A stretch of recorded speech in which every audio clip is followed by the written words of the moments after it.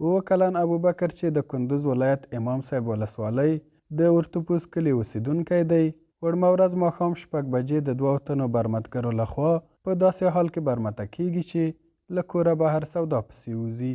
د ابوبکر له ورکېدو سره سم د هغه کورنۍ پولیسو ته خبر ورکوي او د کندوز استخبارات سمدلاسه لاس پر کار کیږي تر څو یاد ماشوم پیدا او خپل کورنۍ ته وسپاري. په عمر خان ماشوم چې په څهره کې وهم او مظلومیت له ورایه معلومیږي وایي هغو کسانو یې په خوله لاس ونیوه، موټر ته یې واچوه او لاسونه او پښې یې پرې وتړل. سودا مې آوردم بعد پرسان کرد بچه کیستی؟ من گفتم بچه میبولا. گفت بیا دموتر بشی. من گفتم نه دوید. من گفت اینجا دارم دست شما با من دموتر شوندن بودن. ترسیدم پایای من دستای من بسته کرد دوام انداخت. د ابوبکر پلار خوښ دی چې زوی یې بیرته کورنۍ ته سپارل کیږي او د امنیتي ځواکونو څخه خپل رضایت څرګندوي. دی وایي داسې الفاظ له ده سره نشته چې د هیواد میړني امنیتي ځواکونه وستایي. بچه ما گم شده بود دیشب ساعت 7 بجه که خوشبختانه ساعت 11 بجه شب مجاهدین الحمدلله اینا را اختطافچی ها را به دست آوردن و اونا را دستگیر کردن. خوشبختانه بچه ما میاری پیشم است. از احساس خوشی نمیتونم خود کنترل بکنم و گپ خود بزنم. الحمدلله استخبارات افغانستان ماشاءالله در راستای امنیت افغانستان خیلی کوشش است و ما از تک تکشان تشکر میکنیم. قابل قدر هستند. ما خوش هستیم که اولاد ما در کنار ماست. شما باور کنین وقتی که من خبر شدم که ابوبکر جان زنده است با من صدایش شنیدم از دست خوشحالی ایستاد بودم حتی در زمین افتیدم. احساس خوشی کردم که یک دنیای دیگر رفتم. خوشبختانه خدمت خود مجاهدین بود که الحمدلله اولاد ما دوباره به دست ما آمد. خیلی خوش است. برمتګر کسان چې ابوبکر یې برمته کړی و په خپل جرمونو اعتراف کړی او وایي دغه ماشوم یې د دې لپاره غلا کړی تر څو له کورنۍ څخه یې د ده په بدل کې پیسې ترلاسه کړي. دریور مادر بودم.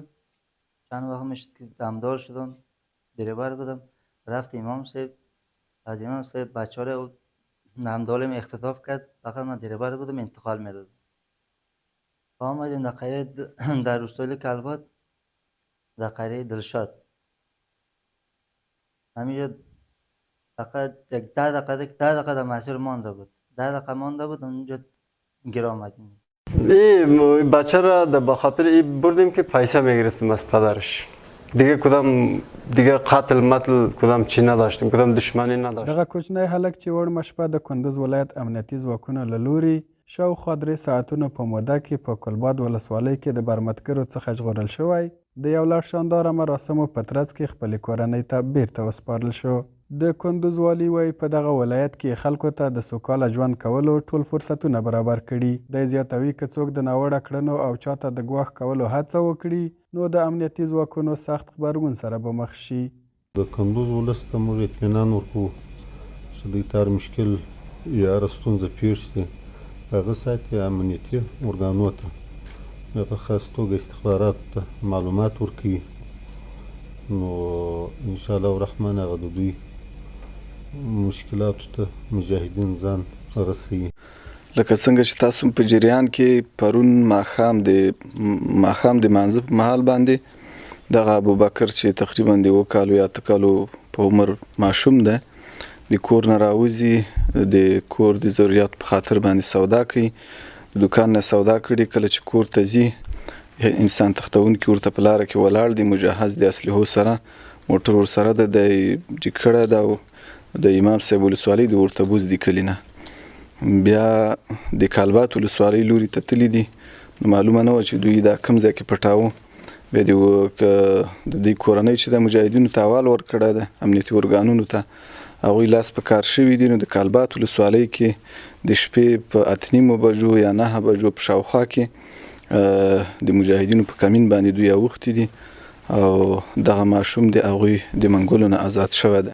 د یادولو وړ ده چې د اسلامي امارت له واکمنېدو راهیسې په ټول هیواد کې د جرمونو کچه تر کمې اندازې را رسېدلې او که څوک د ناامنۍ لور ته ګواښ وکړي سملاسي د اسلامي امارت زړورو مجاهدینو له غبرګون او سخت برخلیک سره مخ کیږي.